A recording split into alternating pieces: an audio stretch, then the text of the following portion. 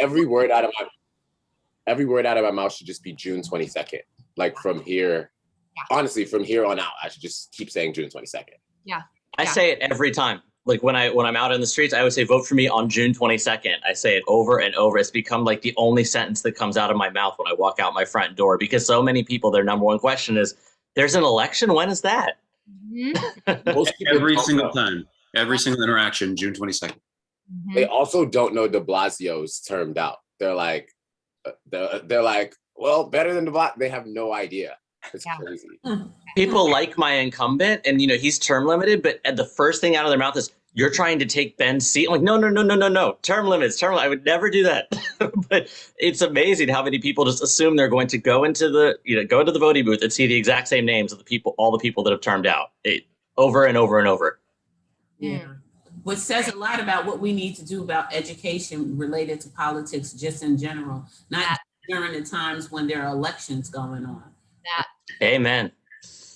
Well, and ranked choice voting in general, like I just rolled out an initiative called Our Vote, Our New York, specifically to like fill in the blanks where the city has not been educating. I'm just now seeing the tiniest trickles of like hard copy information and digital information on this new voting system that still isn't fully inclusive linguistically, and it's still not fully comprehensive in terms of breaking it down into consumable terms for like the person who's not an avid consumer of politics.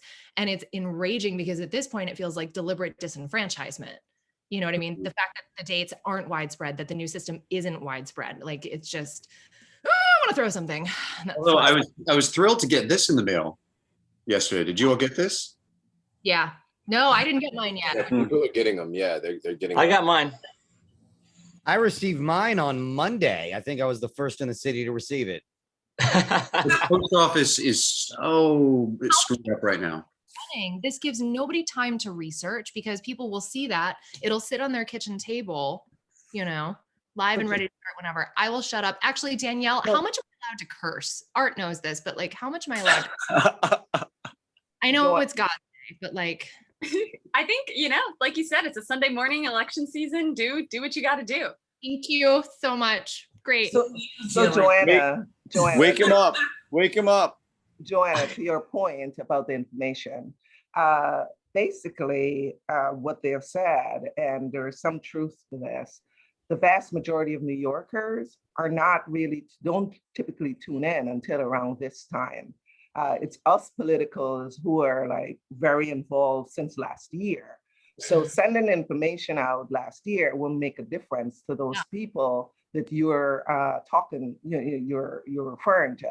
But around now, when there are the debates on TV and there's more bustle, people are now beginning to tune in. So it's kind of like not too late, really. It's kind of like, right? I mean, when you think about presidential elections, it's in November, but people typically don't start paying attention until after Labor Day. Yeah, which is when we have this buffet of human options. I feel like that's where we're going to see things culturally butting heads up against the system because people don't yet know that they need more lead time. Because there's just so many people, and maybe the field is not always going to be this crowded. Who knows? But yeah, no, you're absolutely right. Danielle, you just give me the go ahead when we want to get started. Yeah, let's do it. Let's start. Oh my gosh, let's do it. Okay. I've just been like chatting. Good morning, everybody watching. Yay. So I don't know how many people are tuning in. It is a mystery to me, but I am super, super excited for what is about to happen. My name is Joanna Carpenter, and I am your host for everything you need to know about ranked choice voting. A little bit about me. I am a New York City actor and hospitality professional, 17 years. I am also in the nonprofit world, and I am a community organizer and educator. So lots of hyphens there. I'm also a political junkie and obsessed with ranked choice voting, obsessed with it. And if you're here, you know that we are going to be using ranked choice voting for the upcoming mayoral primary. In this room, We have a collection of magical human beings. Everybody is running for either city council or mayor. Everybody's great. Such a very diverse, talented pool of people. We also have Karen.end from Rank the Vote. We're going to get to meet her very, very shortly. Some housekeeping things. We have established that I'm allowed to curse. So I'm going to try and keep it minimal. I'm going to do my best, but like, this is what I do. We are basically, the goal of the next 80, 90 minutes is to get everyone in this room feeling comfortable with what ranked choice voting is and how you can use it. And if you have further questions, where to go to fill in those blanks. Knowing that the stakes of this upcoming election are very high, we are basically going to be turning over city government, which is super, super exciting. So ideally, everybody is showing up, ready to take notes, ready to ask questions. In terms of questions, we actually set aside some time at the end of this for individual questions to be posed to candidates, to Karen, whatever you'd like to know. It doesn't necessarily have to be about ranked choice voting. You can ask about a candidate's policy. That's great as well. What I do ask is that if you have a question specifically for a candidate, that you try to hang on to it until the end. I will be monitoring the chat just to like take notes of what questions are coming in, and then I can pose those to the candidates or to the group as a whole when we get to the Q&A section. So let's go ahead and get started. I think what's great about this conversation that's going to happen in this room is that ranked choice voting, is an unknown system to a lot of people as of yet. And when you first get introduced to ranked choice voting, it's terrifying. It's overwhelming. Like when I first got introduced to it, I was like, what the hell is this? But when I got to the point where I was like, oh, I understand this, the scope of potential that it opens up as a system for much less negative campaigning, for constituents and voters to get to know candidates as humans, for candidates to spend more time conversing with voters than they do trying to raise money necessarily. I think overall the system of ranked choice voting really, really humanizes our electoral processes, which if we've paid attention in the last decade, we need some humanization to our politics. So I'm going to go ahead and introduce each candidate. We're going to go one by one, and then those candidates will have 2 minutes I have a timer, looking at all of you.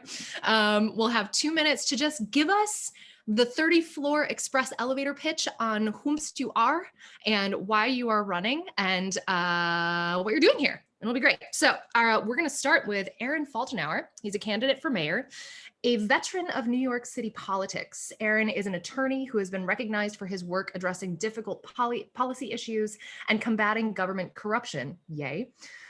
We don't like government corruption. Aaron previously ran for city council in Lower Manhattan and has done significant amounts of free legal work in underserved communities. We also love that.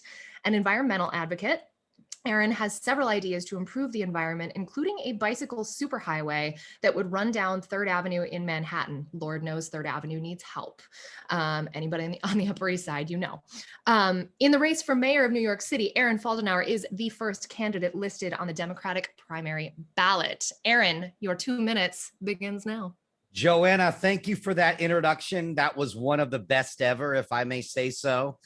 And thank you to Danielle, Art, and all of you guys for organizing this event. So my name is Aaron Foldenauer. I'm a candidate for mayor. I'm not going to use my full 2 minutes because I want to hear about ranked choice voting and get into those details. But yes, I'm a non-establishment candidate looking to make real reform happen in City Hall.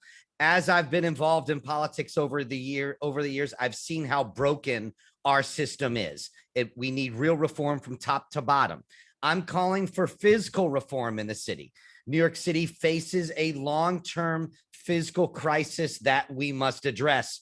I'm also planning on working on demilitarizing the police when I am elected because they have way too many weapons. We need to redesign their uniforms. We must have a police service, not a police force. And one of my key issues, in addition to police reform and public safety, is reopening our economy. We need to encourage tourists to come back, which will bring back jobs, and reopen our city.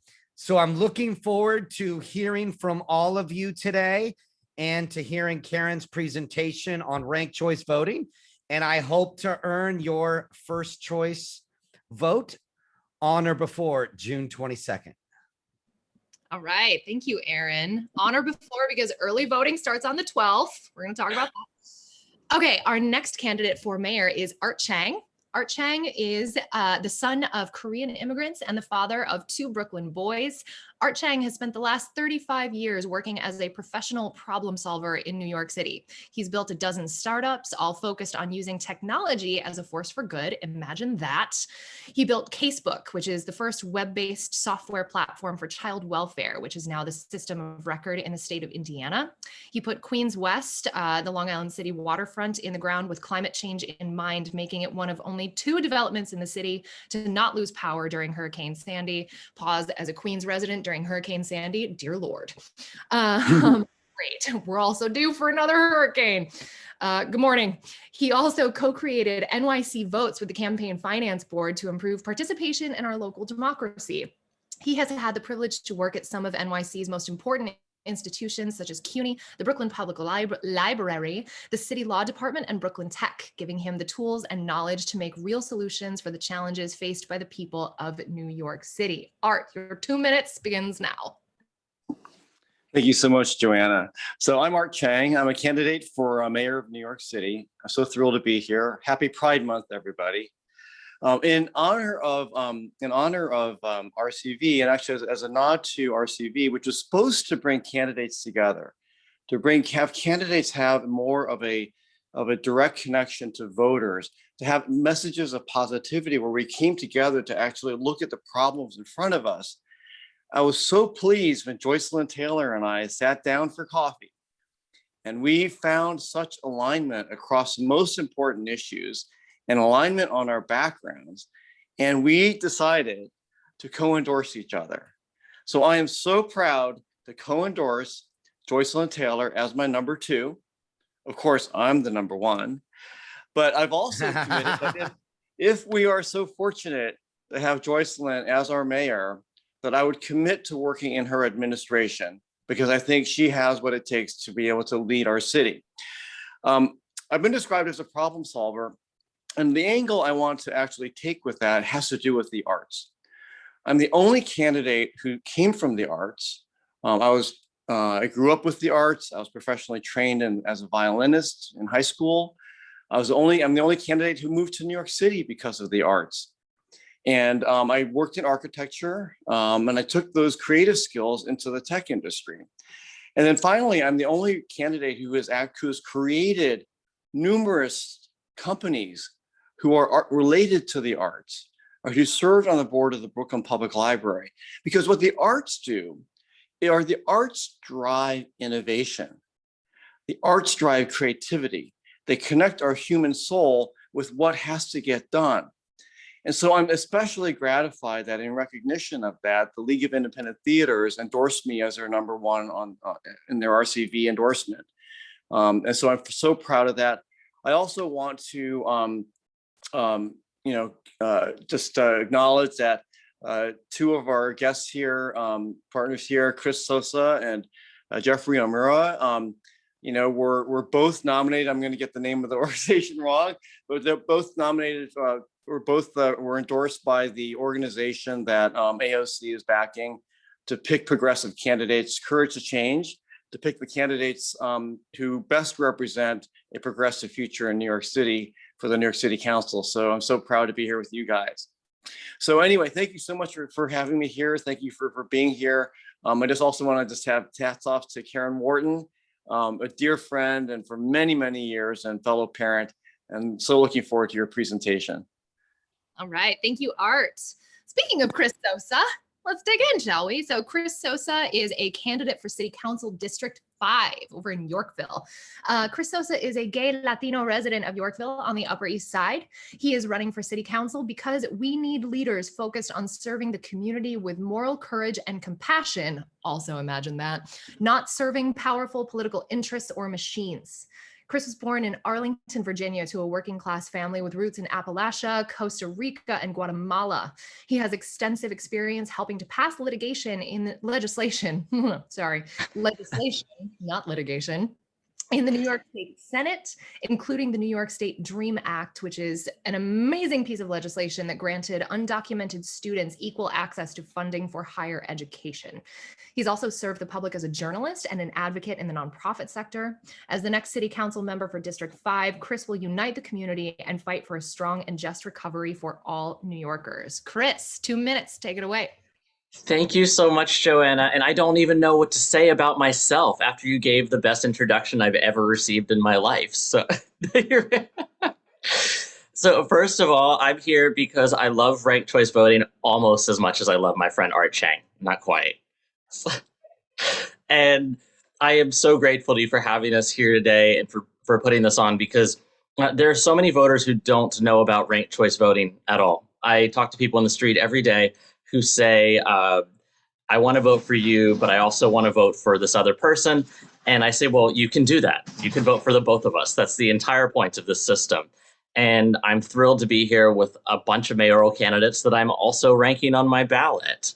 I'm running in a district where the incumbent is term limited, and we're up against a lot of dark money interests. There's one candidate who's funded by a lot of outside expenditures who believes that this election can be bought. So me and the other Courage to Change candidates believe that by joining forces, no matter which of us wins, we can prevent that from happening and ensure that a person who's interested in representing the people and not those special interests takes the seat for District 5. So as you said, my background is in the New York State Legislature, where I've had experience passing laws that change people's lives. And I believe that the next council, be a majority freshman class, has an unusual opportunity to change the trajectory of the city without these ties to special interests that are currently running the council. So I look incredibly forward to hopefully winning this seat, but if not, ensuring that whoever does win this seat is somebody who will serve the people and put us on a better path forward, especially ensuring housing, racial, and economic justice. So thank you so much for having me here today, and I will turn it back to Joanna. Chris, we just met and I like you, but I live in Queens, so I can't vote for you. I'm sorry. Also, pause. For anybody watching, I just want to draw your attention to the importance of relationships that's kind of signified by the people that we have in this room. So if you think of city council as the legislative body for New York City, and if you think of the mayor as the person, signing the bills and working with people to get legislation passed, since we are getting both a new mayor and basically a fully freshman class of city council, one thing for you as voters to understand is the importance of the relationships between city council and the mayor's office. For all that politics are combative, they are also collaborative.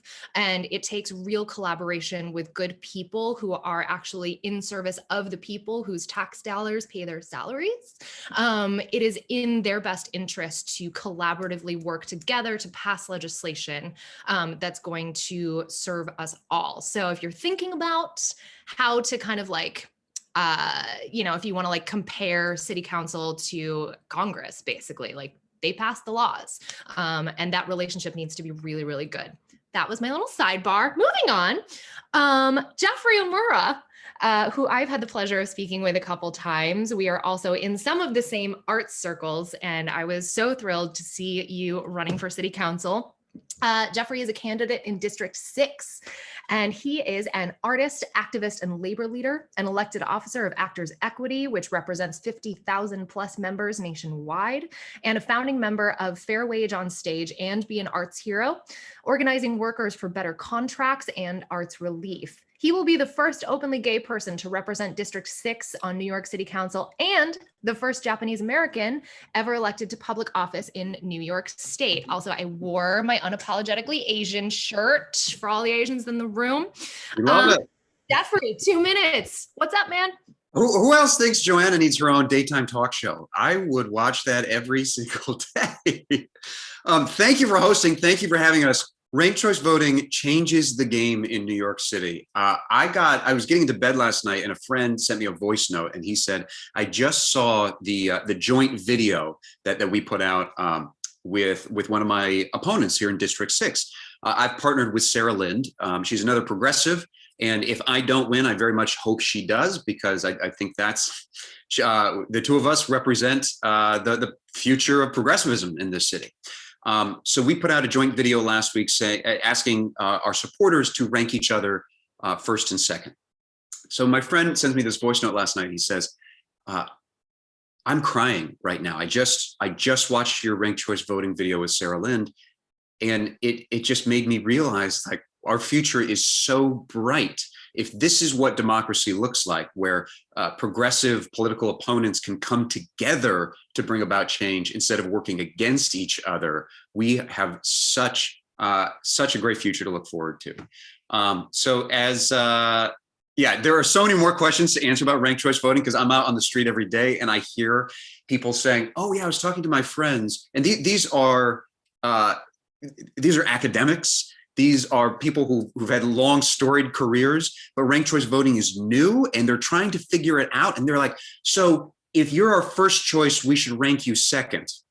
And I say, no, rank me first. If I'm your first choice, rank me first. Don't try to game the system. Just rank your preferences. That's all you have to do. Let us worry about everything else. But as Joanna said, I'm an actor, I'm a labor leader, and I'm running for city council to prioritize the revitalization of New York City's arts and culture sector. It's an $110 billion sector and an economic engine in this city. It's why people live here. It's why 65 million tourists visit New York every year, supporting our hotels, restaurants, and retail. And that is how we're going to get New York City's economy back on track. So thank you for having us, and can't wait to hear more. Yeah, fun fact, ranked choice voting is not blackjack. Do not try to manipulate the thing. It's not going to work. All right. Next up, we have Joycelyn Taylor, candidate for mayor. And as we heard the news, on a slate with Art Chang, which is really exciting for me because I personally love coalitions. Joycelyn Taylor is working to realign government and private investment in an effort to create a larger, more inclusive democratic process that fixes affordable housing, supports small business, eliminates homelessness, and reforms criminal justice. We are challenging the status quo, rethinking government, and breaking free of traditional constraints. Joycelyn, 2 minutes. Thank you so much for that introduction. Yes, and breaking free from traditional constraints by joining with Art Chang to rank choice vote him my number 2. So when you're voting for me, make sure I'm your number 1. Listen, I am so happy to be here today. New York City is so blessed to have so many amazing people that have stepped up to the plate to run for office, because running for office is not for the faint of heart. If you are willing to put in the work to even get on the ballot, and as someone who had to take the Board of Elections to court pro se and won, then you really are the person that the city of New York, the residents of the city need. I'm happy to collaborate with Art, because him putting this together is just another testament to how when he sees an issue, he works to make sure that we get a result and we resolve the issue, because people need to be aware of what exactly ranked choice voting is and what their options are. You know, the question that is asked is why I wanted to run for mayor. I've lived in this city all my life and I love this city. But I don't see this city as a city that has $100 billion and is in crisis. I don't see this city as a city that spends $3.2 billion on homelessness and doesn't have the money to actually address the homelessness issue. And I don't see this city as a city that should be spending $6 billion on policing when we have a failure to perform. So we have a lot of resources. We have a lot of opportunity in the city to do right by people. We have a social contract that we've all decided that we're going to invest in the government. I want to make sure that we create a government that ensures that we see a return on that investment. My mom always says it's not what you have, it's what you do with what you have. So I'm ready for us to reshift our priorities and put people first so that we can all live whole, purposeful lives in this city without the constraints of having to worry every day about being okay. So thank you again, you guys, for having me. I think all of the candidates on this panel are amazing. I'm happy that, you know, I've had a chance to, even the ones I haven't met in person, but I did get a chance to meet Paperboy. I have met with Aaron as well. And I think regardless, this city will be in good hands because I know we'll always continue to move forward and do the right thing. Thank you, Joycelyn. Amazing. All right. And then last but certainly not least, we have Paperboy Love Prince, another candidate for mayor. Paperboy is a non-binary, you guys, hang on, I need coffee. All right, we're back. Paperboy Love Prince is a non-binary artist, activist, and former congressional candidate, motivational speaker, rapper, and small business owner. They are the first mayoral candidate in NYC history whose campaign platform includes spreading love. I think we need more of that.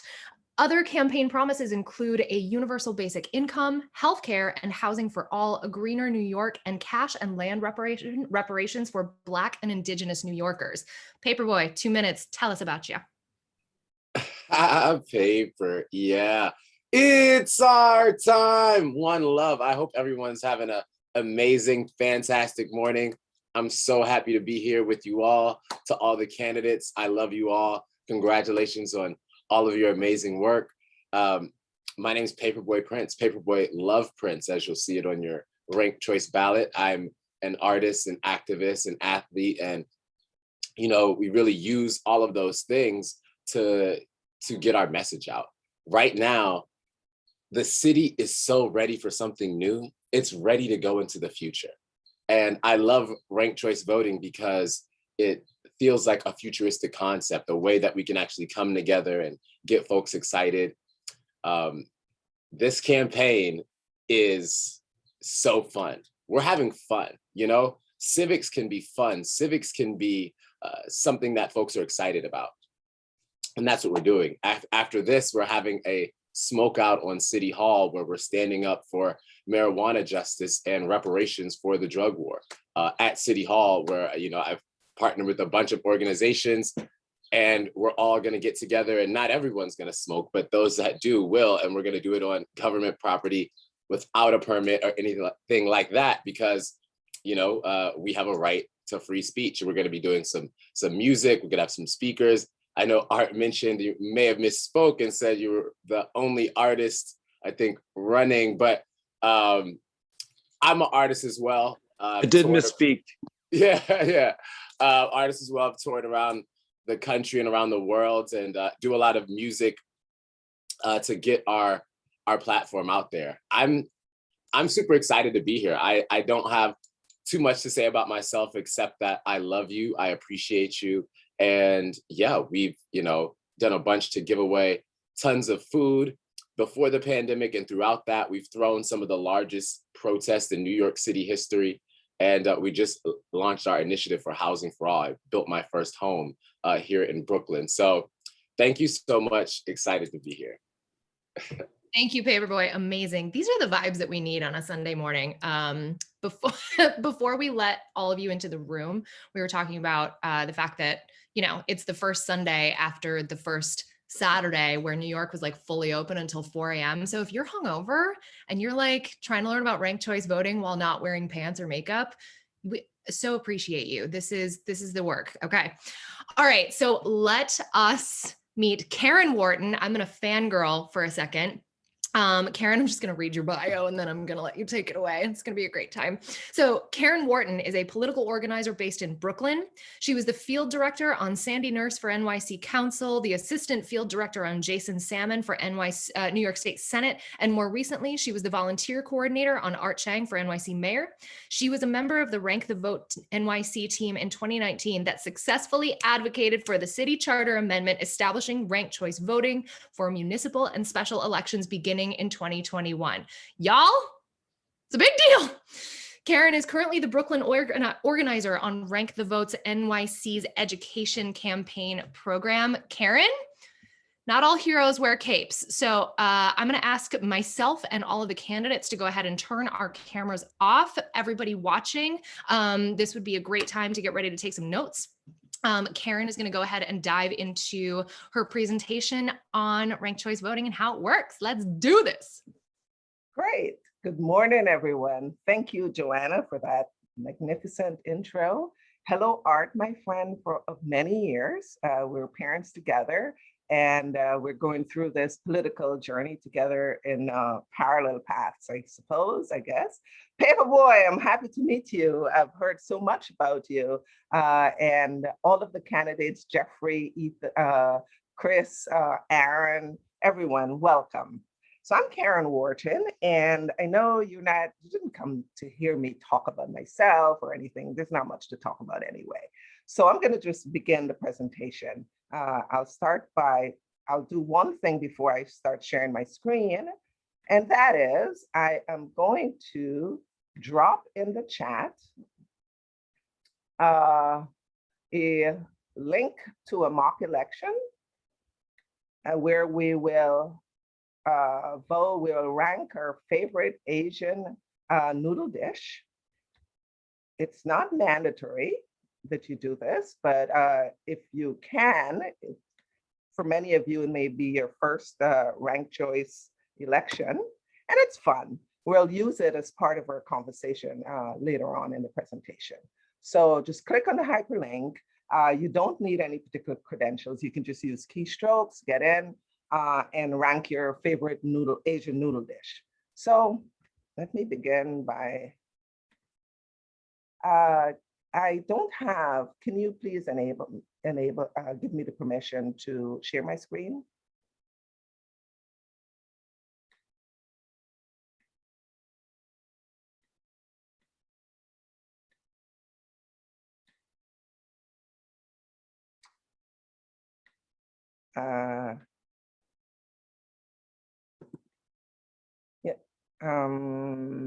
Yes, I'm still not able to share my screen.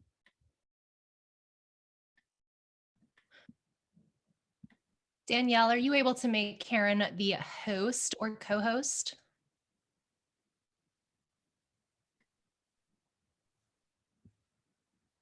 Nobody move, nobody breathe. Nobody move. So here, you know what? This is a good time. Those of you, the attendees, actually everyone, to basically click on that hyperlink and start ranking your favorite Asian noodle dish. So this is a planned thing so that you can do this. So you can't say, oh, I didn't have any time to do this. Can we get the link to? Absolutely. Let me get you the link. Well, you have the link, right? I dropped it in the chat. Let me drop it again.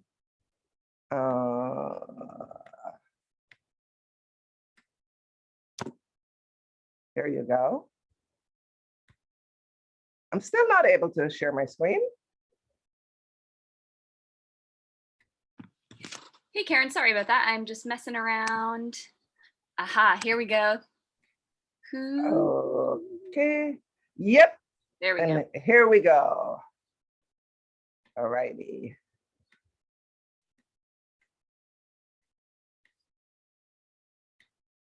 Sorry about that, folks. Daniel and I, we colluded.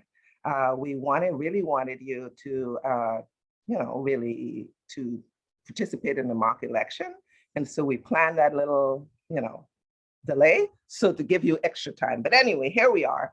I'm Karen, and I'm with Rank the Vote NYC. And at Rank the Vote, we've been providing training, a variety of different trainings. So we train candidates and campaigns, community organizers, organizations. And we also provide training, voter ed training to folks like us. And today's training is, straight up voter ed. So let me jump in. We usually begin with a recap on the upcoming changes. Most people wonder, well, hey, where did this RCV come from? It just seemed like it fell out of the sky all of a sudden. We're talking about it. Well, actually, it started in 2009 when there was a costly, low turnout runoff election held in the city for public advocate and city controller. At the time, there were about a little less than 3 million active registered Dems, and less than 250,000 showed up for this citywide runoff. And it prompted a debate over the use of runoff elections here in New York City. So the following year, then City Council member Gail Brewer introduced the first ranked choice voting bill. It didn't go very far at the time because the Charter Revision Commission didn't think that they had enough time to do their due diligence. So fast forward 10 years later, in 2019, when the city called for the Charter Revision Commission to again review a wide scope of issues and suggest changes to the New York City Charter, which is our constitution, the way we govern ourselves. So the commission held several public hearings, heard from experts from across the city, from leaders in different spaces, voters, members of the community, of basically anyone really who wanted to address the commission. And around one issue, civic engagement, how to improve and increase it, there was this one thing that kept coming up time and time again: ranked choice voting. So the Charter Revision Commission then voted 14-1 to put it on the November 2019 ballot as a referendum question, so that we New Yorkers can determine for ourselves whether it's something that we want to pursue. Well, New Yorkers voted nearly 75% in favor of ranked choice voting, RCV, and what we're seeing this year in 2021 are the first set of RCV elections. So that plus in conjunction with a robust campaign finance system that we have here, where if for every dollar that you give your favorite candidate, provided it meets certain criteria, the city then matches it 8-1. So your dollar becomes $9 to your favorite candidate.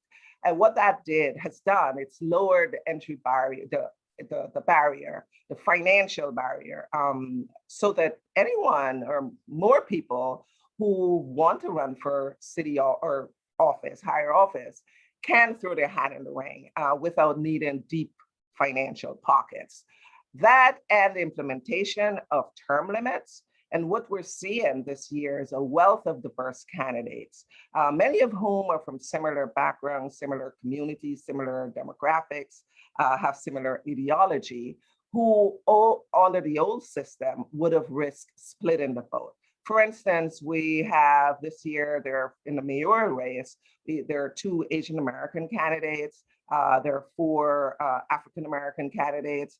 And to the extent that these communities vote in a block, under the old system, we would have been worried that perhaps the Asian American vote would be split, and therefore the power would be a little bit diluted, same with the African American community.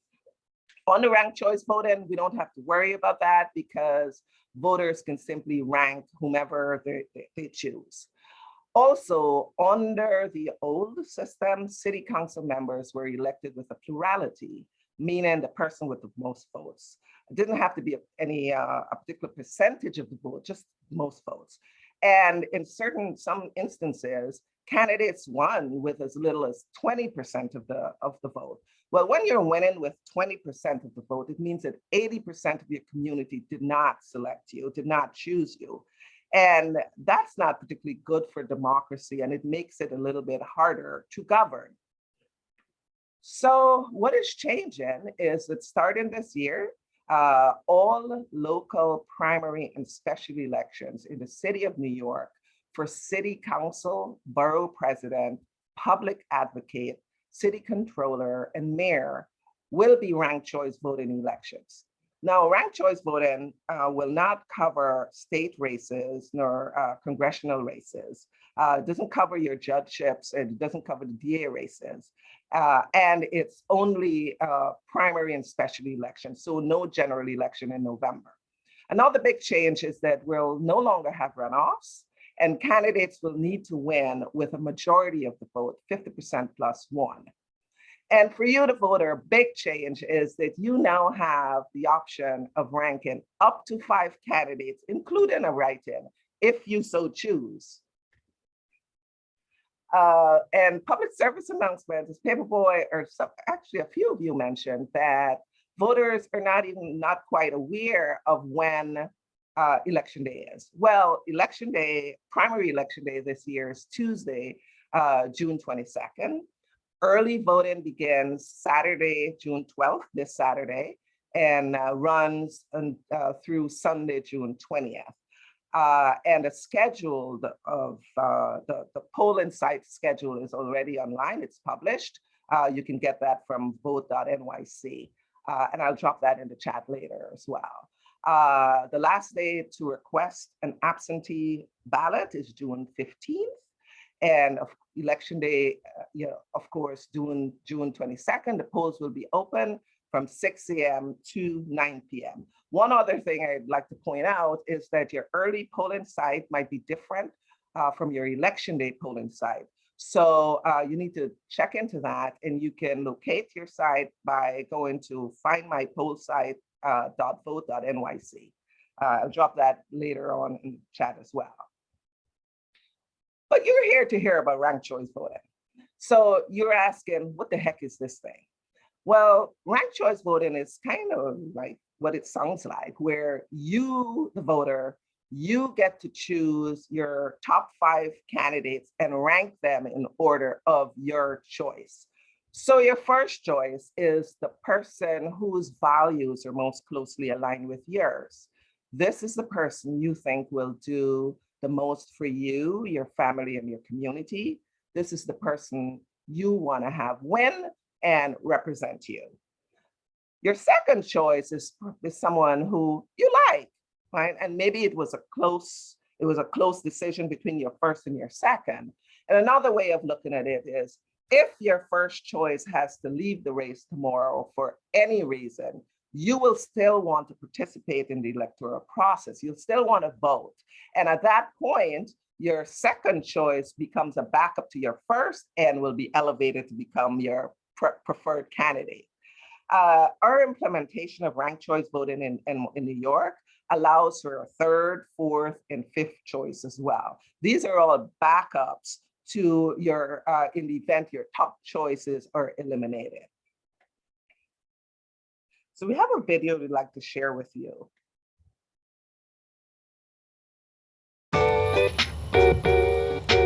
Hi, I'm Mahir, and welcome to my bodega. As you may know, New York City has a new way to vote in special and primary elections. So, how does ranked choice voting work? The next time you vote in a city election, instead of choosing just one candidate, you can rank them all from your first choice to your fifth. Here's how it works. Let's say my bodega is picking its featured snack of the month. So many choices. Which one should I feature? This customer ranks Parker Pretzels as her top favorite. She also ranks her second choice, Mr. Chips, third choice, Chi-Chi Chicharrones, fourth choice, Gladys Gummies, and fifth choice, Poppy Popcorn. Other customers rank their choices as well. If Parker Pretzels is the favorite choice and wins more than 50% of all the first ranked choices, then Parker Pretzels is the winner and is featured as the snack of the month. However, if no snack gets more than 50%, then the least popular snack is eliminated. Sorry, Figgy Bars. The remaining second-ranked choices from customers who chose Figgy Bars are redistributed. So if customers chose chips and chicharrones as second choices, then those two snacks receive additional votes. The new totals are counted and the process repeats until there's a winner of the final two. Congrats, Poppy Popcorn, you're the bodega snack favorite. Back in the real world, before it's time to vote for humans, visit rankthevotelyc.org for more information. Thank you, New York City, for voting and for making these special and primary elections your elections. Okay, so I made a boo-boo earlier, and I'm going to put myself in detention. There are actually 7 African Americans running for mayor this year. So I gave the wrong number. I apologize for that. So it goes to show that basically with ranked choice voting, it really doesn't matter in a way which demographics you represent, because there's no vote splitting. The fact that we have 7 African Americans, we have 2 Asian Americans, and we have people, multiple progressives and so on. And we're not talking about vote splitting, basically points to the strength or one of the advantages of ranked choice voting.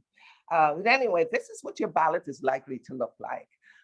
Your actual ballot is, you can see a sample of it online. And I'll go through that. It's at, I believe it is at the find my polls site.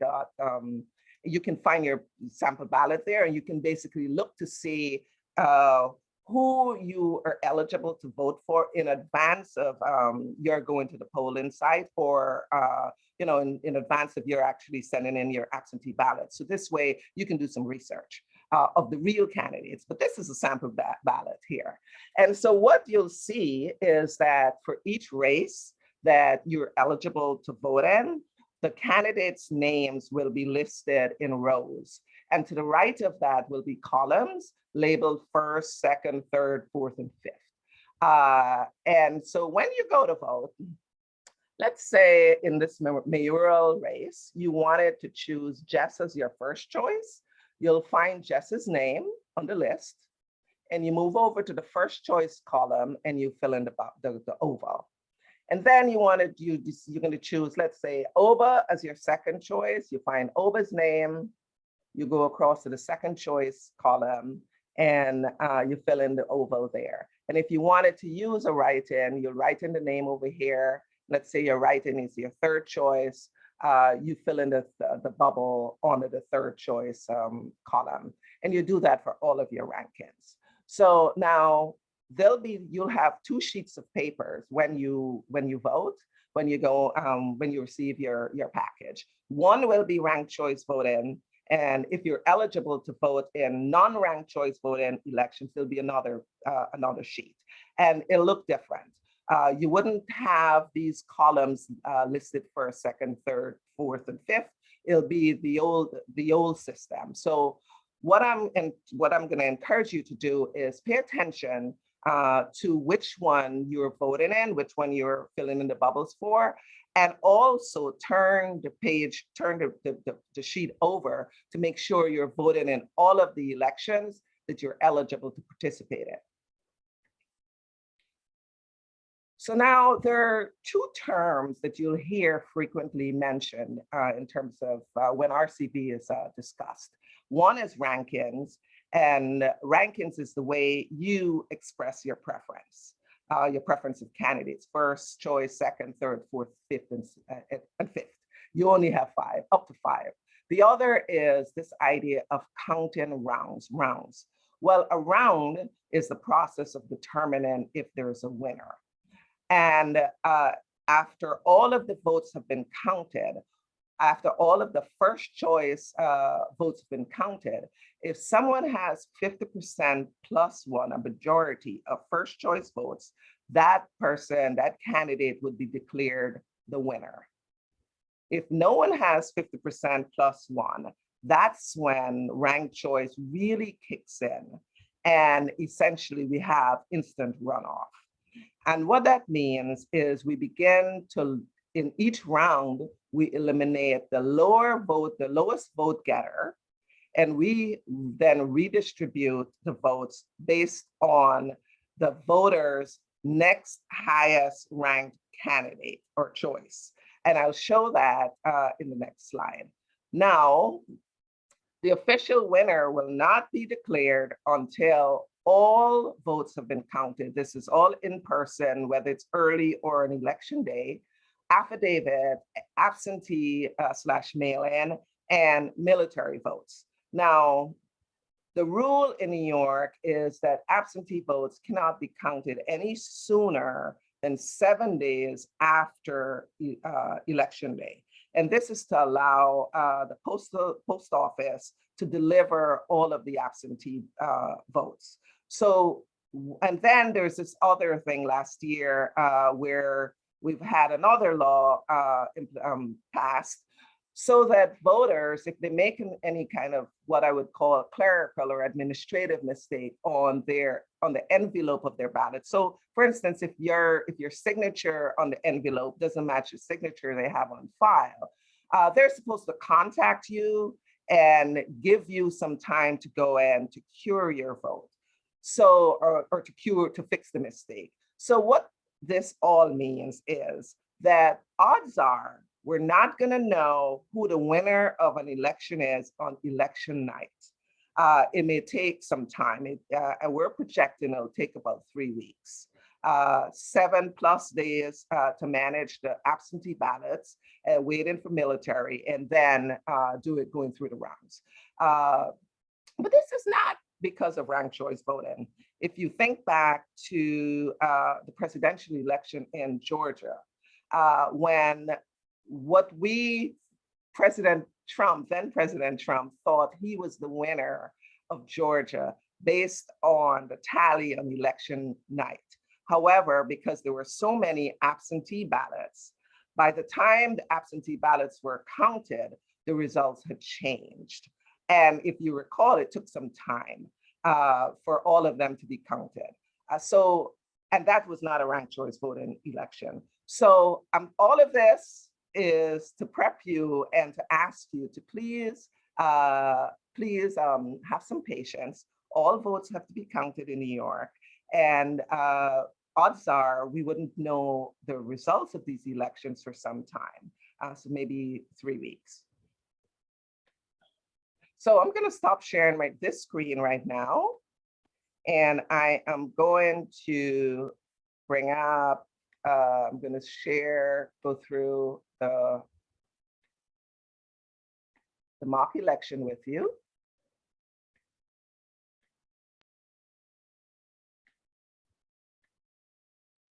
Okay, so I am going to vote my values.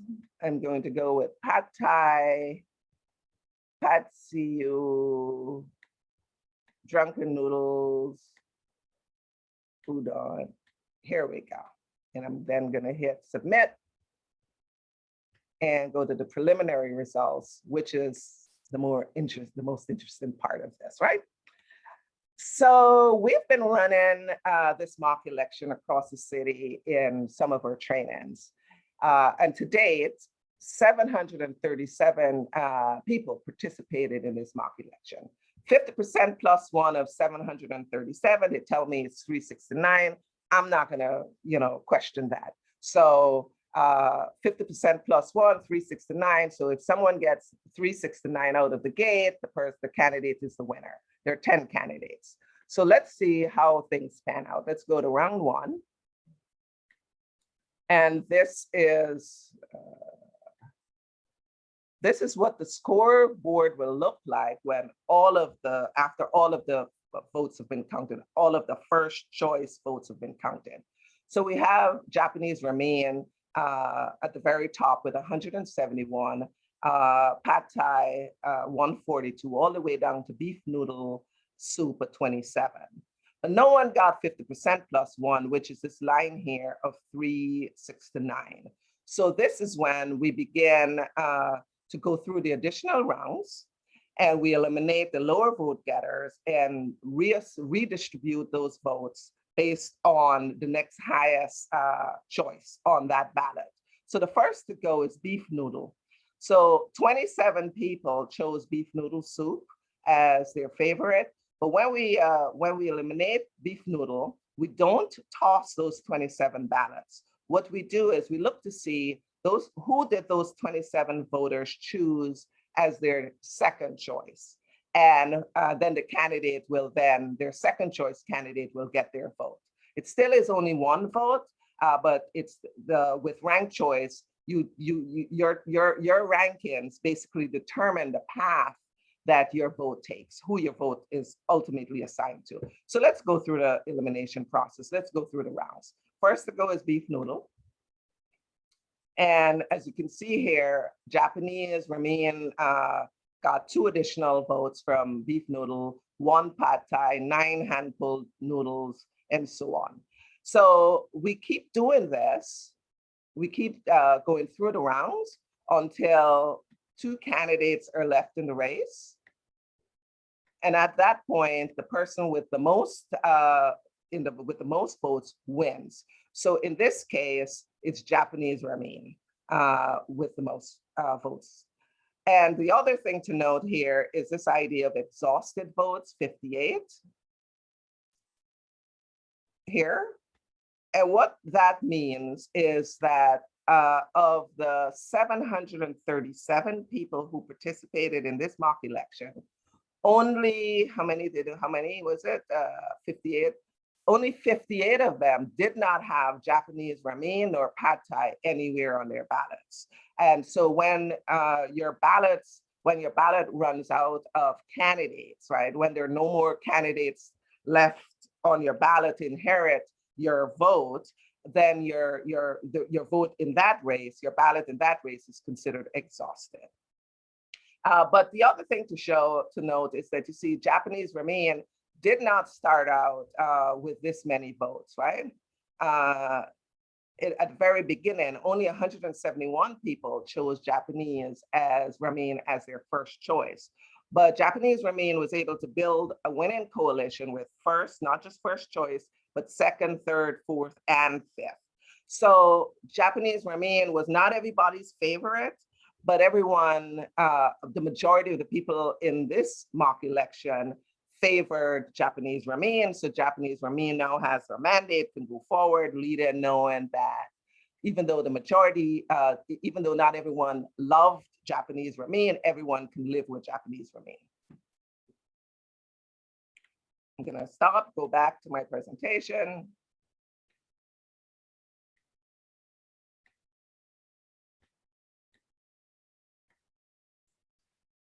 So that's how ranked choice voting works. And now your next question may be, well, why should I use this, right? You know, why can't I just do like the old school and just choose one candidate?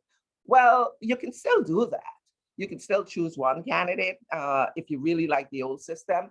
But with ranked choice voting, you have more choice, and more choice means more power. So even if your favorite candidate doesn't win, so if you thought that beef noodle was the best, and no one else is talking about beef noodle, and you don't have to listen to what everyone else is saying, you can vote for beef noodle.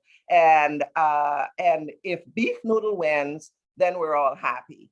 You're happy. If beef noodle doesn't win, okay, so all is not lost, because if you include additional rankings, you still get a say in who is ultimately elected. And so what this, to represent you, and so what this means is that you can vote your conscience without worrying about wasting your vote. You can just choose who you want to choose as your first choice, and know that you have additional choices. If you use your rankings, you still have a say in who is ultimately elected. And the other thing to note is that those choices, those additional choices, will never hurt your favorite candidate, because they're only looked at if your favorite candidate is eliminated from the race. So feel free to use your rankings. An example I give is, you know, if your cousin decides to run for city council and you grew up with your cousin, you love your cousin, and let's say you're not sure your cousin ran such a good race. On the ranked choice voting, when you go to the poll, you don't have to agonize as to whether you should vote for your cousin, because if you do and no one agrees with you, then you would have wasted your vote. Go ahead, vote for your cousin, and feel free to vote your conscience. And if your cousin wins, again, you're happy. If not, you still have a say.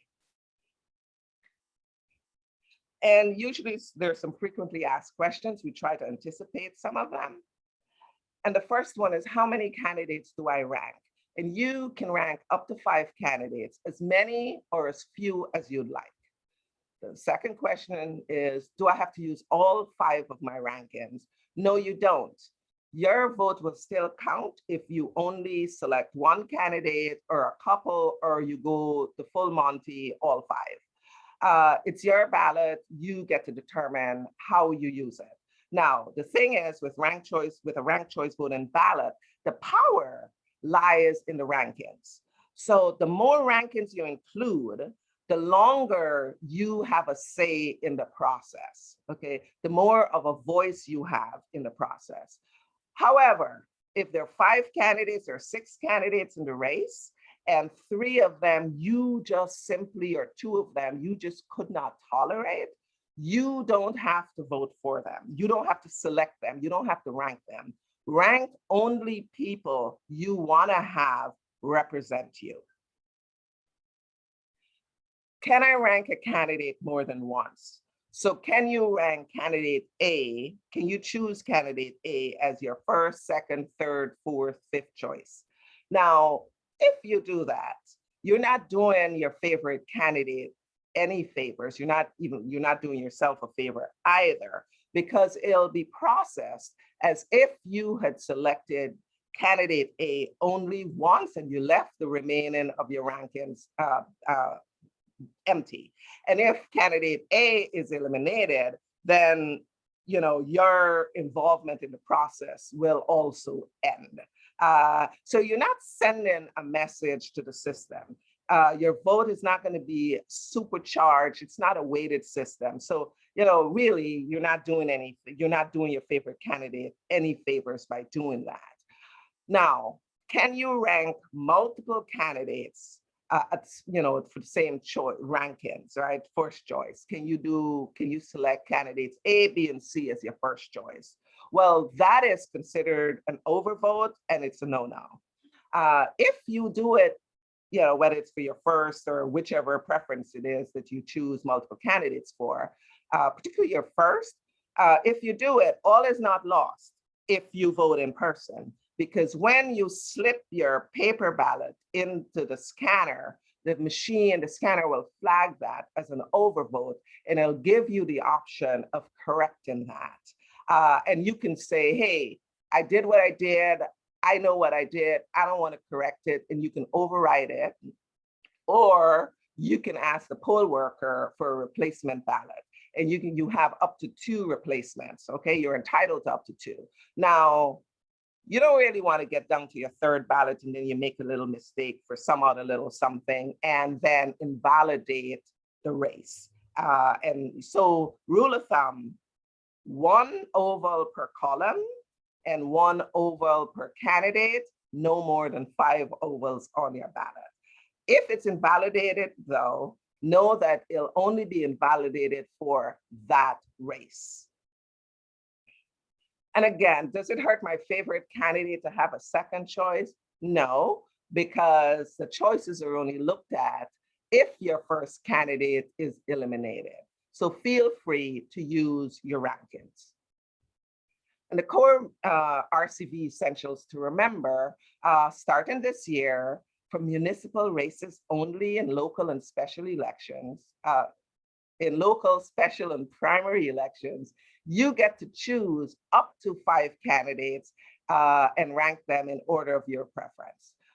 If you still want to choose 1 candidate, just vote for just 1 candidate, you can. And the reasons, and some of the reasons why you want to rank is that by ranking, voters needn't worry about wasting their vote, splitting the vote, and helping to elect and having someone be elected with less than a majority.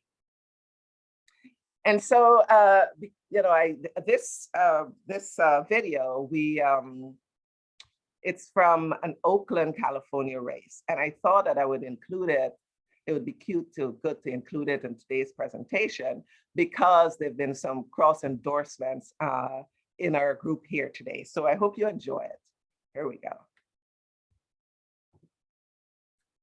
Hi, I'm Pam Harris. I'm Nayeli Maxon. I'm Shane Tao. We're running for Oakland City Council District 4. For the past 16 years, this seat has been held by dynamic women. We are 3 well-qualified candidates for City Council. We are mothers, public servants, and community leaders. Pam has 20 years of nonprofit finance experience. She can manage any budget. Nayeli has worked in the District 4 office. She knows the district's issues inside and out. Shane has worked for the City Council for 5 years. She has the experience to get results. We're asking for your support on November 6th. This is a ranked choice election. Vote for us 1, 2, or 3. You can learn more about us on our websites. Vote for positive leadership, collaborative leadership, women's leadership.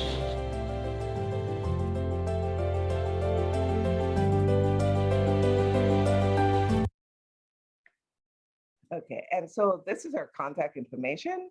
You can get more information from our website at rankthevoteny.org. If you have questions that I'm not able to answer tonight, or questions that come up later, certainly you can email them to us at info@rankthevotenyc.org. Here's our Facebook. Follow us on Twitter and IG. And that brings me to the end of the slide presentation. I am going to stop my sharing and turn it back to Joanna. Thank you so much, guys. Karen, so great. Thank you. I'm going to let everybody watching process that for a moment because it was a lot of information. I'm going to welcome back the candidates. So while everyone like disseminates the information in their brain, I just want to like wax poetic about the power of ranked choice voting for a second. I personally am not somebody who enjoys being told what to do. So when I have options where all of a sudden it is possible to follow my heart and my instincts as opposed to a sense of obligation about who is the most appealing on a grand scale in terms of electability and viability. I don't think that we as a city realize this yet because we haven't fully participated in the process yet. But I think what we're going to start to understand is that ranked choice voting is actually going to lend itself to a seismic shift in our politics, in our culture, in how the communities, various communities and neighborhoods get activated and get involved and feel like we can kind of like stake our claim on our own voice and our own power. And that is really exciting to me and really inspiring to me. Karen, your presentation was incredible and super informative. Thank you so much.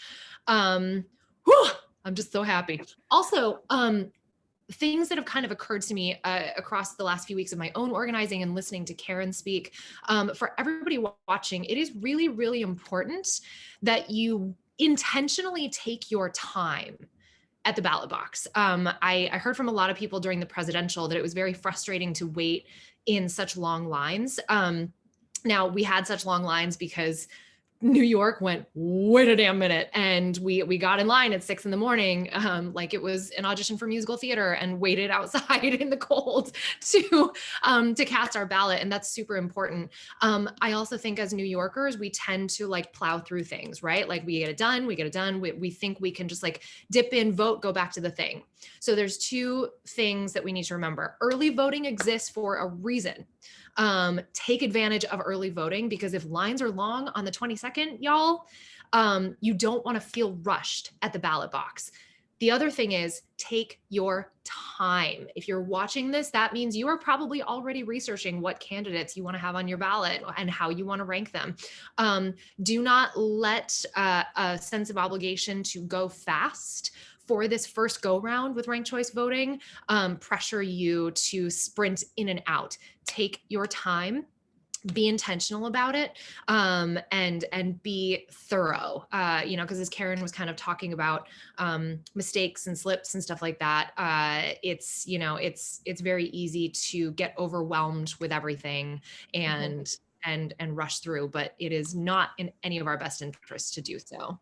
So Joanna, to that point, I would encourage everyone here to take a look at their ballots in advance, and you can print it out. Can I share my screen again? Please do. Okay.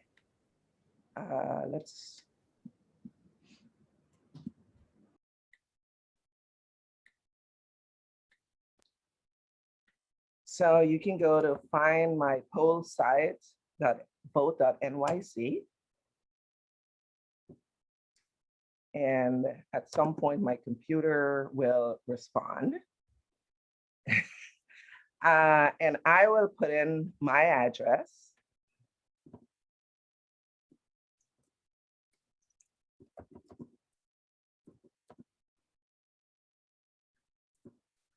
I go find my sites. And it gives me a bunch of information. It says my early polling site is here. These are the hours, right? Because every day is a different schedule, it's a different hour. And it also tells me on election day where I should go. And my understanding is that once early voting begins, you'll be able to go to this site and it'll tell you if there's a wait at your polling site. Now, so don't quote me on that because I don't see a field here, but I was told. The reason why I brought you here though is so we can then say, I can view my ballot, my sample ballot. And I'm going to be voting in the Democratic primary. If you're voting in the Republican, you can choose, you can look at your Republican primary. In New York, we have closed primaries. But I want to view my sample ballot. And this is what I'm going to see when I go to vote, right? Here are all the mayoral candidates that I'll see and the order in which I'll see them. And here I see the public advocate, the candidates, and essentially all of the races I'm entitled to vote in, right? And so you see the first, second, third, fourth, and fifth columns. And then when you go to that second sheet of paper, these are for my judicial races. They look different, okay? There are no columns, no first, second, third, fourth, and fifth. So you can see right away, these are not ranked choice voting elections. But let's go back to the ranked choice. Here it is that you can see where I'm in Brooklyn. Here are the borough presidential candidates. I can begin to do my research in advance. And I could decide in advance who I'm ranking and in what order before I get there. Now, once I get there, I could change my mind. There's nothing etched in stone, but this is a starting point. Okay, so now that you have your list of candidates, you can, I've been asked, well, there's so many of them. How do I figure out who I'm gonna vote? I don't have any information. Well, there are other sides to that as well. You can, someone mentioned that they received in the mail yesterday the Campaign Finance Board's voter guide. Now, there's an electronic version of that online as well. Where is it? It's at voting.nyc. As you can see, I've been looking at these, right? And here it is. You can enter your home address, and it'll again bring up all of the candidates you're eligible to vote for.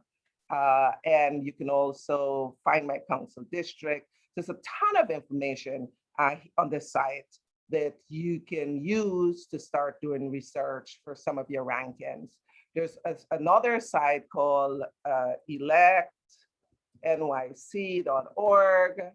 that has another voter guide as well.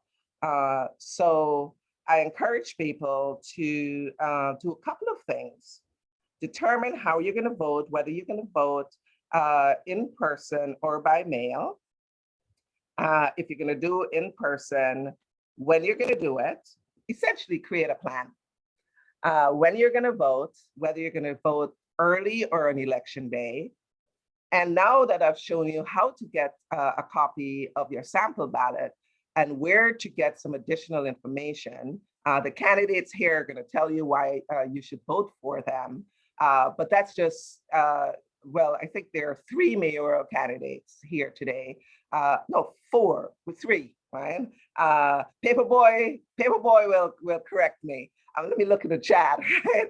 But long story short, I don't think there are 5 candidates, mayoral candidates here today. So if you're going to use all 5 of your rankings, you can begin to do some research to figure out who your 5th will be.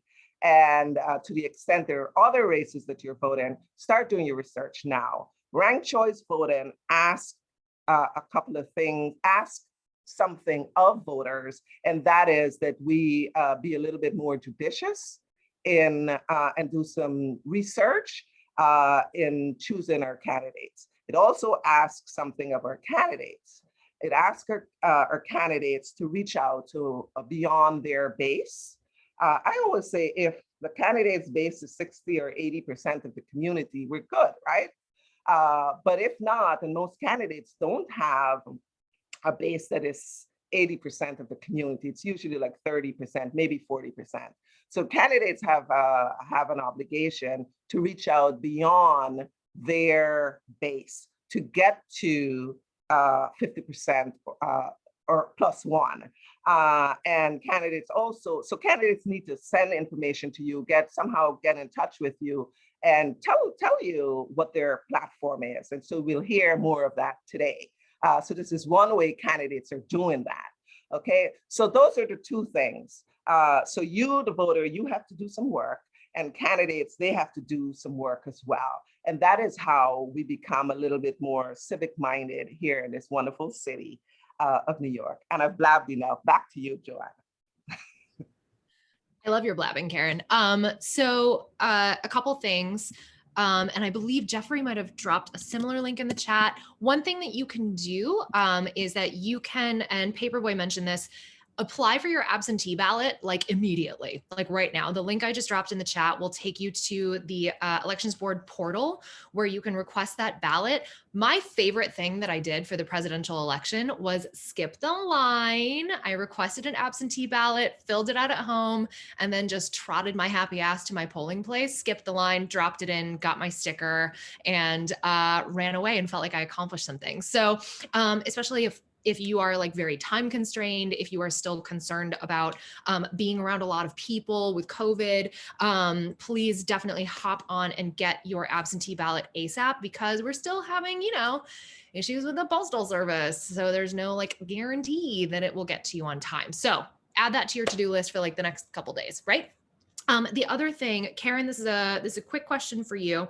Can you remind us which offices are not covered by ranked choice voting? It's DA and then controller? Oh, you're muted. Come back.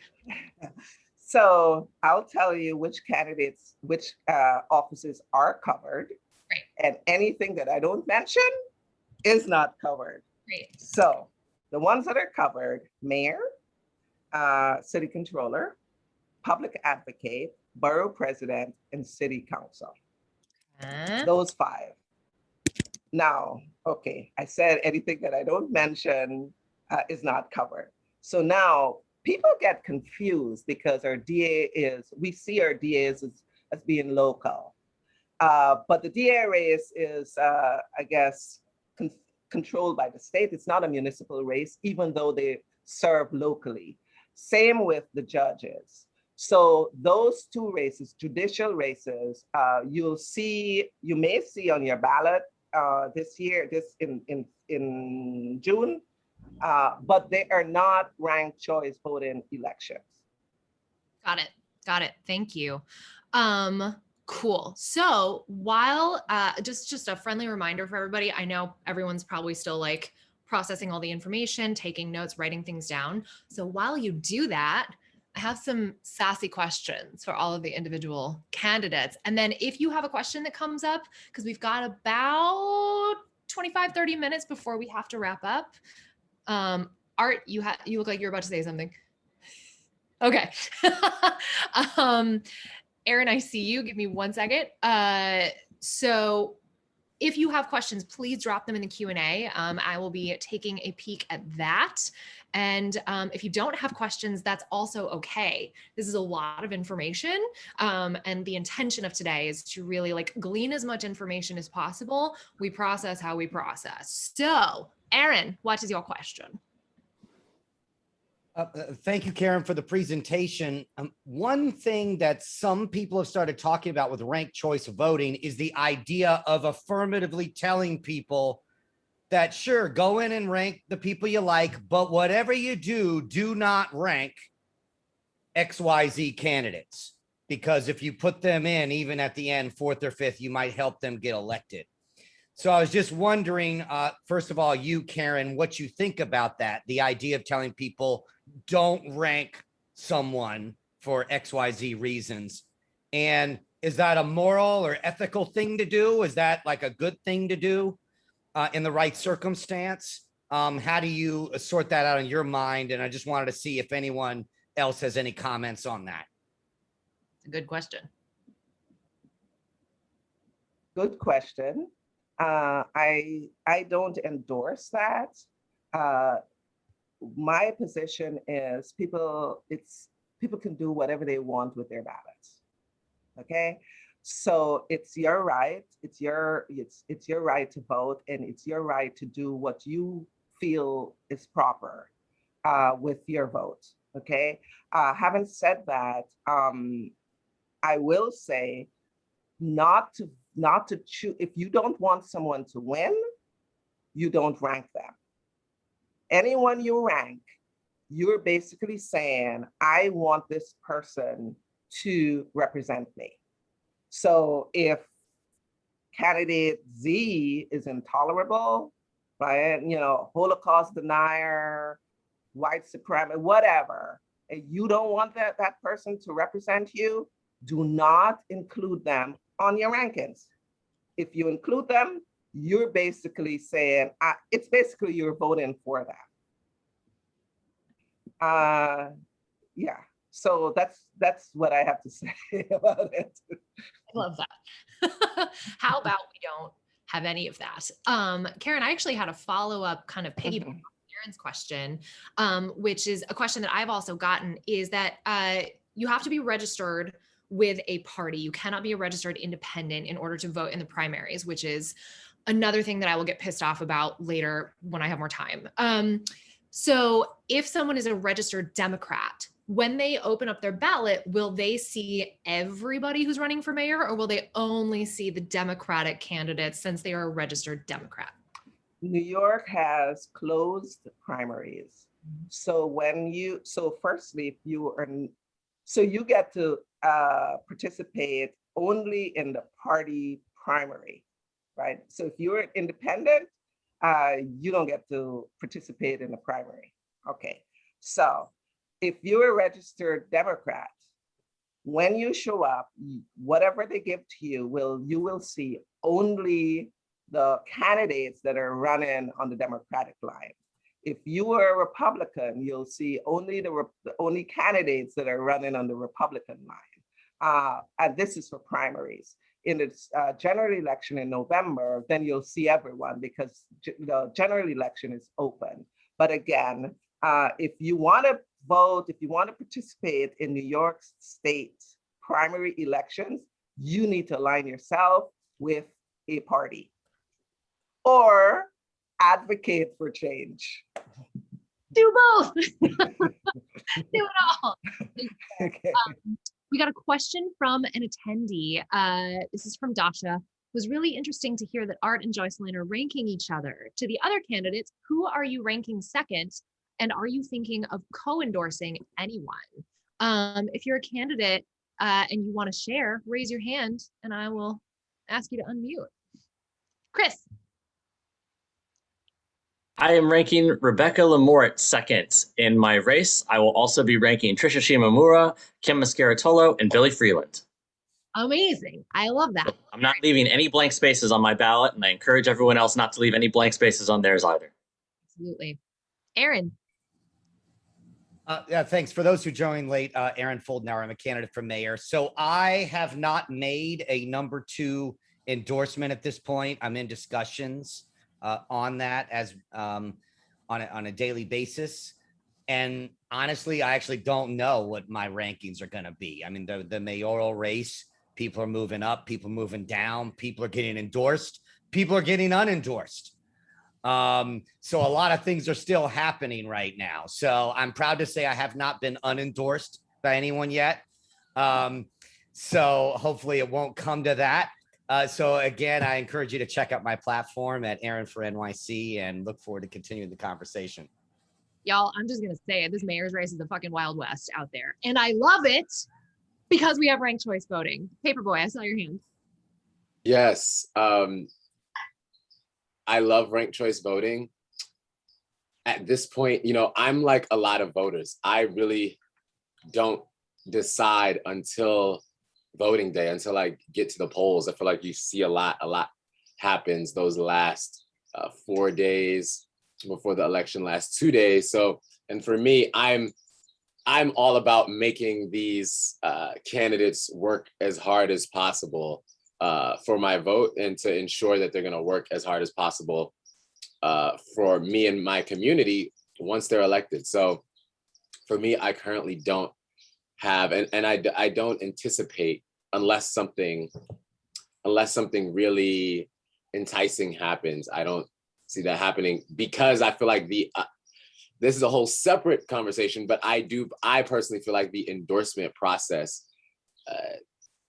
gets in the way of, open and democracy for certain folks. I feel like a lot of folks, a lot of the voters, they don't know what's going on. They're so busy, they don't know what's going on. And sometimes people try to sway, especially, I love what Art and Joycelyn are doing, but I'm speaking more specifically about the establishment. They try to use this in a way to,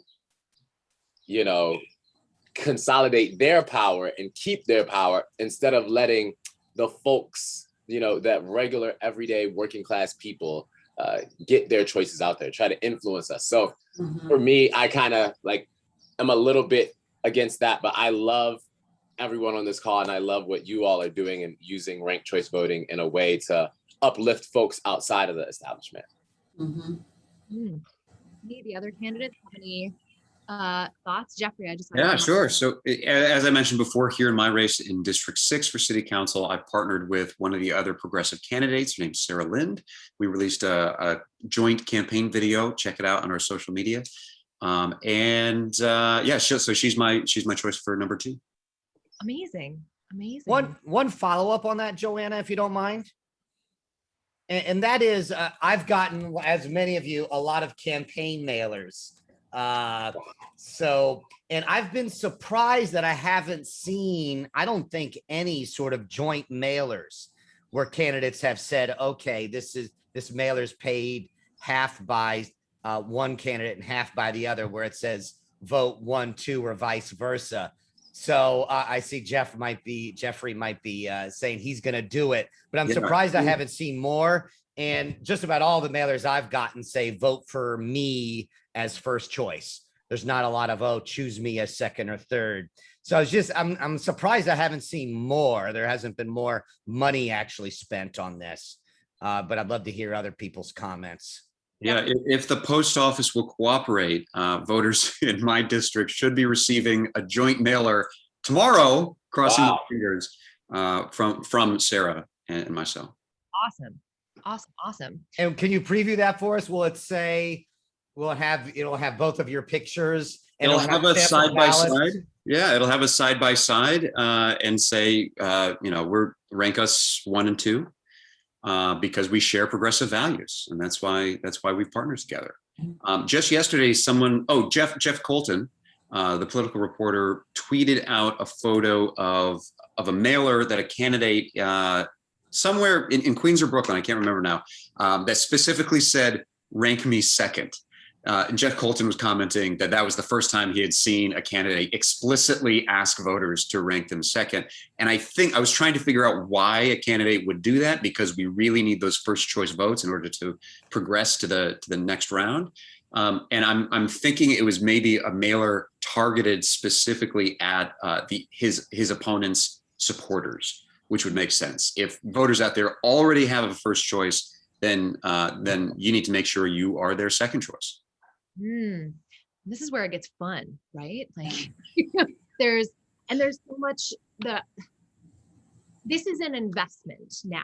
I think what we're all talking about here is an investment in our city, an investment in our neighborhoods, an investment in our blocks and the people who want to represent them, right? And this is, again, going back to the idea of seismic change, which may not fully land this time around, but the second and third time around that we use ranked choice voting, the idea that people feel empowered and oh, Jeffrey, you've got to run. Thank you so much. Not yet, just kidding. Do you have to run? I do. I have to run. I've got to go canvass. Everybody's at the farmers market. There's lots of voters to talk to. Thank you so much for being here. Appreciate it. Thank you for having us. Thank you for just educating everybody about ranked choice voting. It's just so important, and it's great to see everyone get out there and vote. You're great. Stay hydrated. Great. Also, Noah dropped a really good question in the Q&A that Karen already answered, but I also want to do like a little bit of a yes and too. So when researching candidates in our own local districts, are there certain endorsements or affiliations to keep an eye out for to identify candidates running on a progressive platform, parsing through a sea of candidates? Noah, I would say this is kind of what I was just talking about in terms of doing the work. We now are at a point in our city politics where we need to set aside time to do research. So it's like if you over coffee in the morning are going, okay, today is my research city council day, and you spend an hour Googling who is running in my district, whomst are they, even if you're just like passing through their websites, do they have a direct contact information? Are they active on their social media? Identifying based on initial marketing via their website and their socials, what they might stand for. I'm seeing pretty much most of the candidates are really good about updating social media and having very public conversations about where they stand, especially on progressive policies on the Democratic side. But it's an investment in the work. Like it's an investment in time and energy in a way that we haven't really had the we've always had the opportunity, but we haven't really had such a deep necessity for it and it's because we have ranked choice voting, and it's also because we have so many people running, so many people jockeying for position to create change in the city. Chris, you look like you had something to say about that. Just kidding. I had nothing to say about it, but I'm happy to just talk. I think it's important with the question about endorsements. Something that Paperboy was saying earlier that's very true is a lot of endorsements are really about the consolidation of power and the retaining of power. Oftentimes they do not represent even the interests that they claim to represent. I know in my race, the only candidate who disapproved of a major organization's actual platform is the one they chose to endorse just because they believe she's going to win and because she's a donor.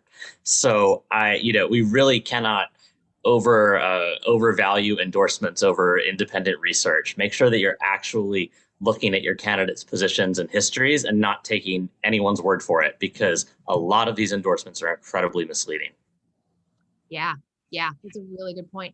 And that just made me think of something that is one of the 80,000 hills that I will die on personally, is the idea of a perfect politician. I was having this discussion with my team the other day, just about the fact that we have, because it's part of the reason I think is because we've been relegated to the two-party system, but also we've kind of been taught that in order to be elected, especially if you're a woman or person of color running for office, we've kind of been taught that you must seek out the perfect candidate, the perfect policies, the perfect language, the perfect presentation, the perfect viability. That does not exist, and it will never exist. Thank you. Like, Joycelyn, I see you. There is no such thing as a perfect candidate, and we have spent decades, it feels like eons, just like beating our collective heads against a brick wall, fighting for perfection in a candidate. I don't want a robot running New York City. I would much prefer a flawed human being who understands their weaknesses just as much as they understand their strengths, who has the ability to build a team and a coalition around them to fill in those blanks, to go, this is what I'm not good at, and so I'm going to, I'm going to bring people in around me to help me do this. But y'all, with ranked choice voting, we need to stop worrying about perfectionism. We need to go back to what inspires us about candidates in the first place. And it's not about whether the New York Times is telling us that they're viable or not. Because I think to a large extent, candidates who are really powerful, candidates in this room who can make the change that New York needs, are not getting classic media attention. And this goes back to the endorsements, Chris and Paperboy, it's just, we're changing the system and it's going to happen slowly, but ranked choice voting is going to propel that forward. Let me see. Okay, so I had individual questions for candidates that if we are able to kind of like condense answers, I would kind of love for you to share your thoughts. Erin, if I can start with you. So you've been called an environmental advocate and say that you're passionate about promoting a sustainable environment and healthy eating. Love that. So how does that translate to policy and collaboration with city council to pass environmental legislation? We are due for another hurricane. Global warming is a thing. So if you had to give us a soundbite of how you see that happening, making New York City greener and safer, how do you see that happening? A lot of different things that I will do as the next mayor. One thing we have to do is to preserve our wetlands. There are plans right now in Staten Island, for example, to destroy some wetlands there and build a parking lot for BJ's Wholesale Club. And Joanna, you might be a passionate shopper at BJ's Wholesale Club. I hope I'm getting the name of the store right. But we've got to save our wetlands, right? And so save our wetlands and rebuild our coastline. So those are a few flood protection ideas. And this is a personal issue to me because my building where I'm sitting right now here in the financial district was flooded during Hurricane City. So I was locked out of my building for 3 weeks because all the building systems were flooded. I've also fought to preserve community gardens, including the Elizabeth Street Garden here in Lower Manhattan. So that's an important issue. And then waste reduction is a critical issue as well. If you travel around the globe to other major cities, you'll see how backwards our environmental policies are in New York City, which is particularly sad given that we claim to be such a progressive city. So those are a few things that I would do on the environment. So thanks for your question. Love that. Let me see. Jeffrey's gone. I'm gonna go away from that question. Joycelyn, one of my favorite things that is on your platform and your website is the quote, "Give people some damn healthcare." As someone who did not get health insurance until a global pandemic hit, I appreciate that about you. And you particularly mentioned undocumented immigrants, expanding New York Cares to New York Cares to include the undocumented. As we have seen, if folks are paying attention, the undocumented community is the first to get hit the hardest when things like pandemics and environmental disasters hit, right? They are also at the highest risk of targeting via government agencies. So in terms of expanding that healthcare program to include the undocumented, how do you envision that happening in a way that keeps them safe from ICE and keeps their information safe and also helps get them the services that they need? Yeah, thank you. That's a great question. And, we have to start having those conversations with the other agencies within this country, federal and state agencies that don't have the right policies and procedures in place for our undocumented immigrants. The reality of the situation and what I find in this country that has been really disheartening to me is that we will spend more money keeping something from someone than it would actually cost us if we just provided that service. Prison system. Yeah. So, that is very important to me. We will, we talk about the fiduciary responsibility to ensure that we're utilizing tax dollars in the right way. But one of the things that I find is that government and common sense have never met. And it's time for those two things to have an introduction. So I will hugely advocate with other agencies, other entities that are continuing to create these laws and policies and procedures that just don't make sense. If we don't pay for it now, we'll end up paying for it more in the long term. And we have to have long-term results and solutions. I want to reshift our priorities so that when we're spending money in a proactive way that impacts people first, right? We have a lot of nice, shiny things in New York, right? Hudson Yards is one of them as an example. But guess what? We have homeless people sleeping in Hudson Yards. We have 3 people that committed suicide and jumped off of that staircase. So my goal in reference to supporting undocumented immigrants is to ensure that we do the right thing. It's not a law, policy, or procedure that's been implemented in this city, state, or country that wasn't done by an ordinary man or woman. We have to get better at what we want to see. And that will be what my goal is as mayor. Thank you for that. Paperboy, thank you so much. I know you've got to take off, so thank you for spending time with us. Good luck with the smoke out today. Stay hydrated. It is hot out there, y'all. Um, Thank you so much. Much love to all the candidates. Best of luck. I'm excited to see you out on the trail soon. Yes, good to see you, Paper. Paperboy. I'm gonna come visit you again. And Karen, your presentation was so awesome. Oh my goodness, that was awesome. So informative. I can't wait to get the link to pass it out to a bunch of folks. So this was great. What link would you like me for the presentation or the Both mock? the presentation and also the link of the snacks video. Okay. Yeah, Okay. I think both of those are like great resources. Okay. So. So I'll get it to Art and Danielle, and they'll get it to whomever, push it out to whomever they need to, including you. Thank you. And thank you, Art, for putting this together and your whole team. Much love. Yes, thank you, Art. Great. And Danielle. All right. And Karen, I know you have to get to a presentation, so I'm going to express massive gratitude to you for your amazing presentation, for the epic amount of work that you have done to bring ranked choice voting to New York City.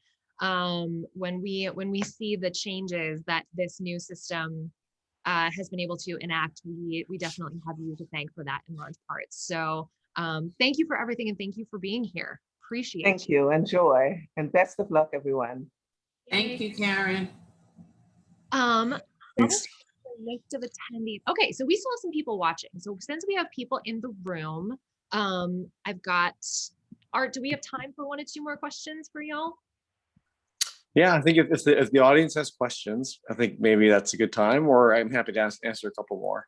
And I know Chris is probably dying to have the question asked.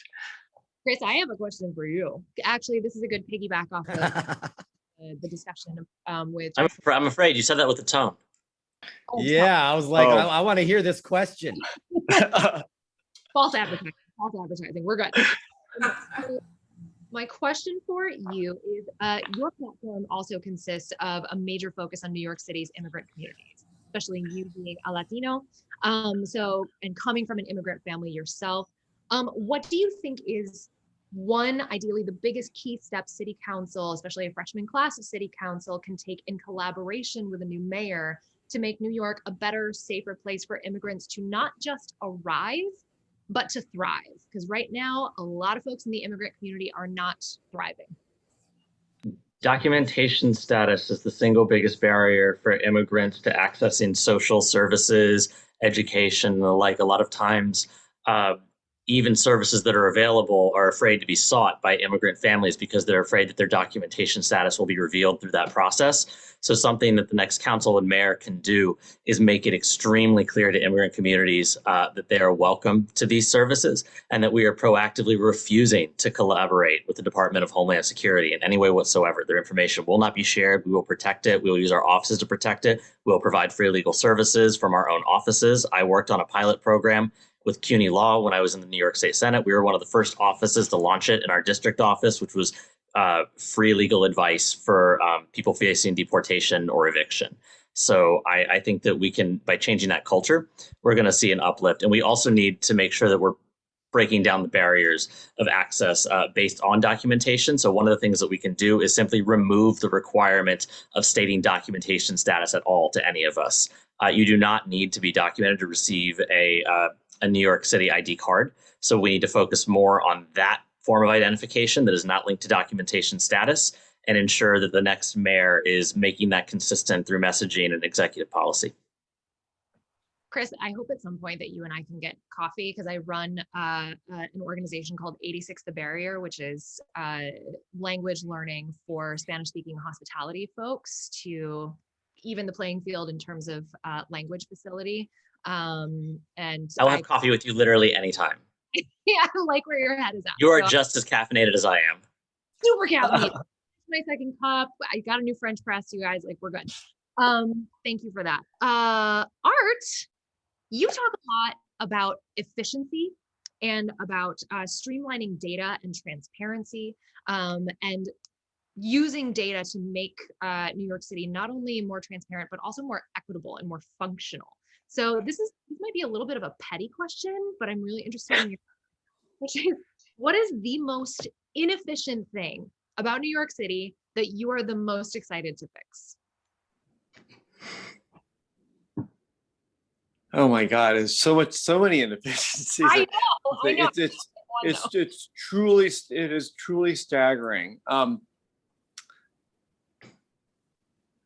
going to give you one, which I think is super important, and it has to do with the police.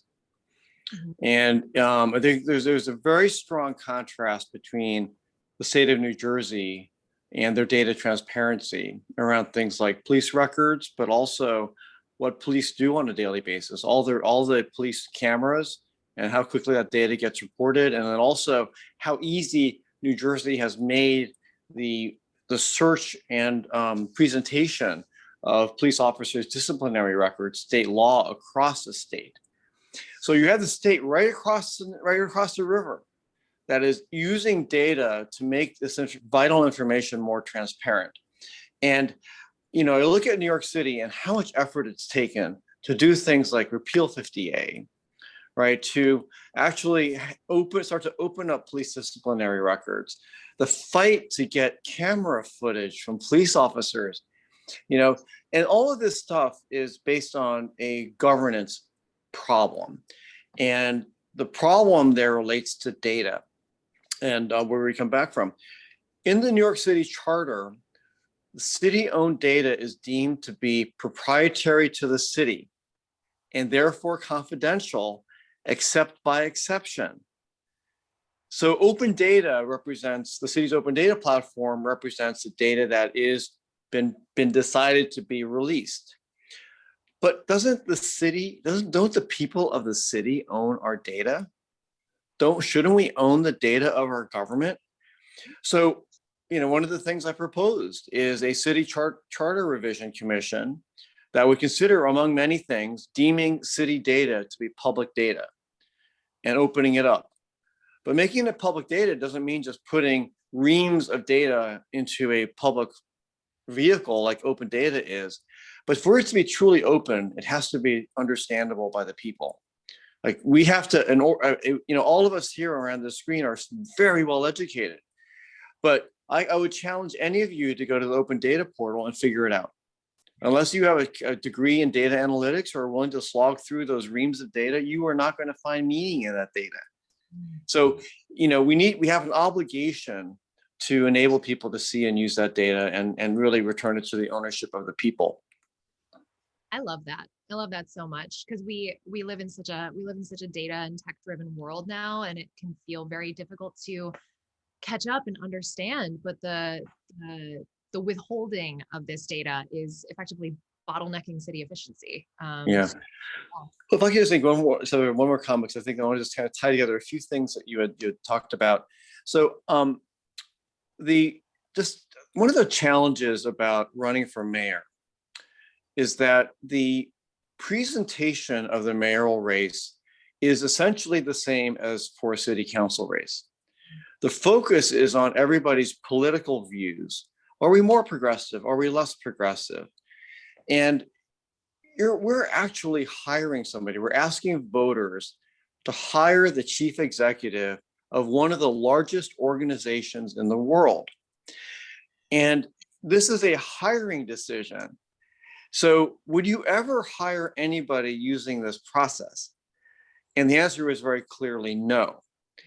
And where this ties together into the relationship between council and the mayor is that the mayor has to work together with council to figure out what laws have to get created, and then figure out how and work collaboratively to shape those bills as they move through council, so that when the bills arrive on the mayor's desk for signature, the mayor and the council are working hand in hand. But then the bill gets turned over, once it's turned into law, then it gets handed to the mayor for implementation. And this gets into the difference between politicians and executives. A politician makes a press conference when they announce the bill. Then they have a press conference when they release the bill. And maybe if they're lucky, you have a press conference when they begin the program that the bill mandates. But how often do we actually hear about whether that actually works or not? And certainly in the past 8 years, we have heard almost nothing about that, because that would be incredibly embarrassing to the mayor. So the mayor's job is actually to take that bill. The tip of the iceberg work is actually helping to work with council to get that bill to signature. But what's under the water is all that stuff that leads to the actual implementation. Mm-hmm. And this is where, it is so important, because we turn laws into regulations, into policies, and then into the procedures that Joycelyn mentioned, that the people in the city government would have to fulfill.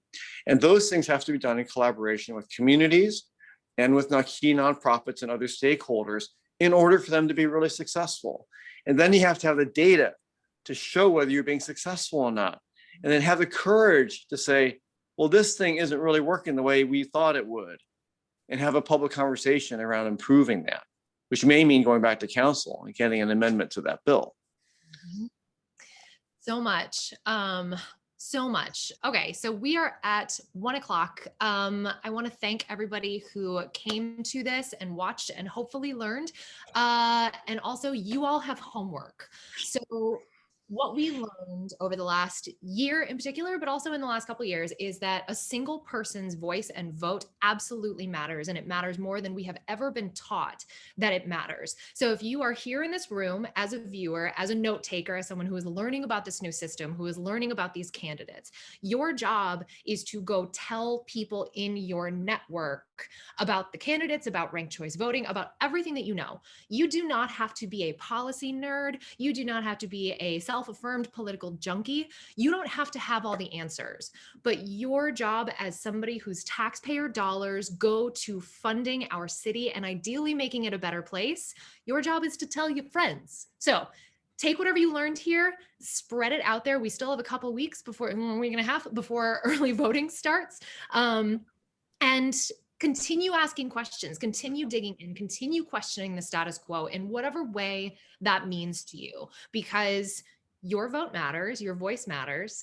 And the best way to exercise the power that you do have is to be part of this new system, is to be part of asking the questions and using your voice. So also, all of these candidates in here, give them a follow on social media, visit their websites, get to know their platforms, get to know the issues that they are so passionate about, and place your votes accordingly. Thank you so much for having me as your caffeinated host. This has been an absolute joy this morning. And I think we're good. I think we're good. Joycelyn, Chris, Aaron, Art, you all rock. And I appreciate you. Yay. Thank you all. Have a great day. Stay cool. Joanna, you rock. Thank you so much. Amazing. Thank you all very much. Happy Sunday, everybody. Thank you, Joanna. Bye. Bye. Thank you, Danielle. Thank you, Danielle. Yeah. Yes, thank you, Danielle. Yes. Thank you. Have a good day. Stay cool. Yeah.